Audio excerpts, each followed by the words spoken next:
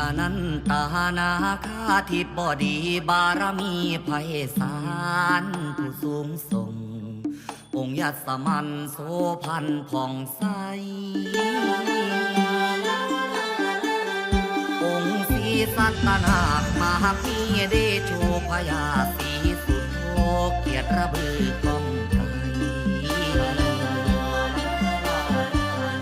องค์เพชรพัทราชสิริชุมโสพินองค์พญามุจจรินทวินทำนำผัดไทยองค์ดำแสนสิริจันทราปาบุญญาโยยิงองค์ผู้ชงประเสริฐสิ่งมิ่งแม้นจอมใจองค์ขันตสีเทวา